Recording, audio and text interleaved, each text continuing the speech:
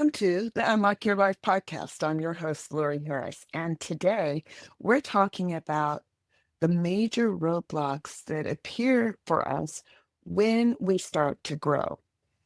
By the end of this episode, you will understand why major roadblocks often appear right before we get to the edge of something really wonderful and magical about to happen. We'll talk about shame and how unresolved incompletes in our lives keep us trapped in outdated identities, and how facing our unfinished business will create true freedom, energy, and real lasting transformation. Have you ever noticed that right before something really got good, something really icky showed up? A problem, a setback, some kind of mistake from the past, a feeling that made you want to freeze or hide or quit altogether. It's like, or it can feel like you hit a major boulder in the middle of the road, that your own personal Sisyphus moment. Most people in that moment will assume that the boulder means stop. This isn't working. Or maybe this growth or goal or dream that I have isn't meant for me. But what if we looked at it a completely different way?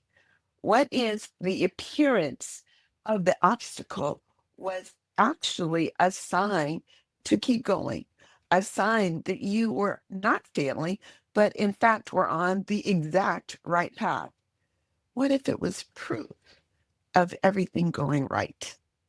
Today, I want to talk to you about the hidden connection between growth, shame, identity, and the unfinished business in our lives that keep us drained and out of our energy and feels like we're stuck. Our own created personal quicksand. Honestly, this conversation isn't just from personal growth work, my own or with my coaching clients. It's from years of being a defense attorney. I've seen something that was really heartbreaking happen over and over and over again. And what happens is it comes both from internal motivation from the client, and it can come from external stimulus, perhaps from the court. I have been before bench officers who have said to our Asian American defendants, look at you. Look at the shame you are bringing upon your family. You come from really good stock. I can't believe you did this to your people after all they've been through, after all they've sacrificed for you. You're part of the good ones, and you have let your family and your people down. I've witnessed this in court. I've seen other bench officers pull out Martin Luther King from their copy of How to Shame a Defendant and what you shouldn't be doing and why your ancestors worked so hard and did so much and fought so long for you to show up in this courtroom, bringing shame upon your family and your people. And you know what it does? I have seen it over and over again make people want to become even smaller, want to turn away from what they have done. They are fundamentally good people. They're not what we call career criminals. They're not bad humans. They are people who have made mistakes. And because of the activity that they become engaged with, that they did commit a crime or they have admitted to an offense to close out their case, deep shame has come upon them. They admit to these mistakes and then try to outrun their past by pretending it never happened. They want to walk away and move on. They walk out the courtroom and they are determined to start over, become someone new, Go forth and sin no more. But instead of resolving their matter completely, they begin on a path of incompletion. They have not fully committed to doing anything that reminds them of this criminal offense, whether it be paperwork, probationary terms, reminders, any form of accountability. They put their head down, they start working really hard, they get back into school, they might go to church, they might get a new job, and they have turned the corner, they have moved on. That thing that happened, it happened over there, and they're no longer that person. Now, when they do this, they're not bad people. It's not because shame has convinced them that they are bad people. Shame has convinced them that avoidance is safer than facing the thing, stepping upon it as a foundation for a new beginning and moving on. They have convinced them that avoidance is the name of the game. And you know what happens? It inevitably happens. What always happens? The exact moment when their life starts really getting good. Everything is going well. That warrant from them not coming to court, not doing what they promised to do, it all comes back to haunt them. And the life they were starting to build falls apart. And so maybe they were jaywalking and the officer was just going to write them a ticket and found they had a bench warrant. Or maybe it was a broken tail light and the thing that was really, really tiny that could have been just a citation has now turned into an arrest.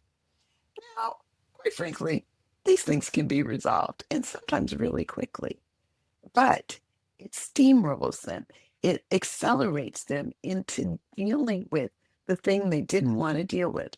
And it may result in them spending time in custody overnight or over the weekend.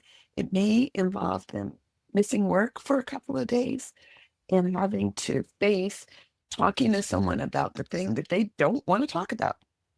So maybe you know what that's like. Maybe yours isn't legal trouble. Maybe it's emotional. It's a difficult conversation that you don't want to have, or it's financial and the bill that you keep pretending you're going to pay or intending to pay, but you keep putting it on the back burner. And maybe it's spiritual. There's a growth pattern that you want to engage in. There's a practice you want to benefit from, and you know that it would be good for you, but you are afraid to take the next step. We all have unresolved things, issues, large and small. And what they do, they take up energy. They occupy space in our minds and keep us from moving forward. They end up blocking our creativity. They prevent us from coming up with creative solutions or brand new, beautiful ideas. They interrupt our peace. They prevent expansion. They stagnate our growth. If you are growing and you've got some incompletes, imagine what you could do if that stuff wasn't taking up space in your brain. So today we're going to talk about our incompletes and building an identity shift that takes us away from shame and why that thing that feels like a boulder in your path is really inviting you to step into your next level. You know, even though we want it to be, growth is not really a graceful path. It's like the adolescent brain. You don't just grow, grow, grow, grow, grow in a steady path. It's like dips and flips, goes up and it goes down. You make two steps forward and you might make one step back. But the truth is, even with your step back, you are still moving forward. Often we don't often realize that. We stop at that one step and beat up on ourselves instead. But real transformation feels uncomfortable. It is uncertain. And it is confronting. It confronts the part of us that needs to die in order for us to move on to the new thing. And it appears for us because our current identity is being challenged. That roadblock is not there to stop you. It's there to introduce you to the very next level of yourself. What if it was not a boulder, but a stepping stone to lift you up to a higher version of yourself? Now, I've told you about how it's happened with my clients, but I can also tell you it's happened with me. There have been things that I have been wanting to do, meaning to do, and then they just got to the point where I could not stand having it hold over my head. So I dealt with the thing and got rid of it. Sometimes it's dealing with clutter, it's cleaning up messes. But when I dealt with the thing, I realized how much space it was taking up in my brain because even after it was dealt with, I would find myself still thinking about it and I'd have to remind myself, oh, yeah, that mattered. Olivia Pope style handled. You have already done that. So there's a part of us that can temporarily perform beyond our self image. But there is a story that you have been telling. If you don't deal with your incompletes, it is going to stop you eventually. Lasting change requires us to become new internally, not just the external stuff that other people can see. And what shame does is we allow shame to define us. This mistake made me, this is who I am. It defines me. Or if people knew what I knew about myself, they'd respect me even less. Or it's really safer to avoid this issue rather than face it. And shame and avoidance is never the path. Shame and avoidance creates this thing of incompletes, and incompletes undermine our self-confidence. It is the underlying story of I cannot trust myself to keep my promises to myself, and it acts as anxiety and self-sabotage. So if you have a story that you're running in your head and it's been festering in your head, it's time for you to face it and allow it to bubble to the surface so you can confront it and tell yourself the truth. You might have had an experience, but you don't have to have that experience have you, and you don't have to make that experience define you. Shame doesn't transform people. Shame traps people in an identity that they're trying to escape. So we all have our version of the outstanding warrant. It's unpaid taxes or tax returns not filed. It's unfinished conversations. It's our neglected health. We know what we could do in order to increase our vitality. We just don't do it. And that is running in the back of our head, making us feel bad about ourselves. We have debt that we don't want to face, and we told ourselves a story about what that means about who we are and what we deserve. And truthfully, we have abandoned dreams and unresolved grief. The promises that we have made to ourselves that we have never really honored. Even if you're not thinking about these things, they're running a story within our body, and our nervous system, it knows all about it. So we can build a beautiful life. And while doing this, we have to actually face the things that we are truly afraid that would collapse everything that we've built at any moment. So if you have something hanging over your head that you are kind of waiting for the other shoe to drop, That is the boulder. That is the thing that seems like it's in the way, keeping you from what you want to do. It's this thing I keep referring to, are incompletes. It comes from author Gay Hendricks. Gay Hendricks is a Stanford trained psychologist, and he wrote a book called The Big Leap. And in The Big Leap, he talks about the things that keep us from moving forward, that sabotage us from our progress, because we have a story that we're telling, and it makes us feel tired. Clutter and having clutter in your life is oppressive, and it makes you exhausted. It creates heaviness. Avoidance is heaviness. Procrastination creates anxiety. So we build our confidence not by thinking about the thing, not by having the perfect system. We build our confidence by taking action. So we can tell ourselves a different story. We can tell ourselves there's not all of me, but there's a part of me that is avoiding this activity. There's another part of me that's dealing with it in my mind all the time. So it's not true that I'm lazy. It's not true that I can't handle it.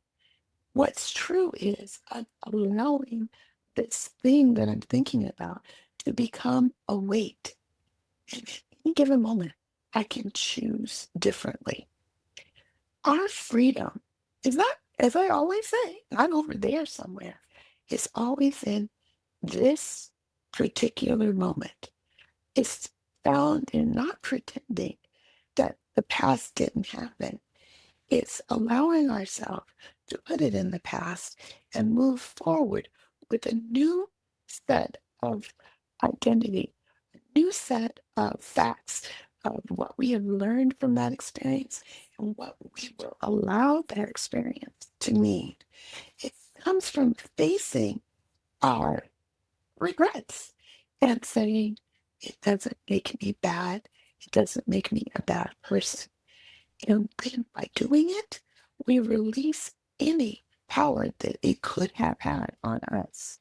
So, in order to experience something new, to truly transform, we have to release anything that's acting like shame. We have to stop rehearsing over and over the same story, whether it's a story that has happened within the last few years or a story you carry around with you since elementary school.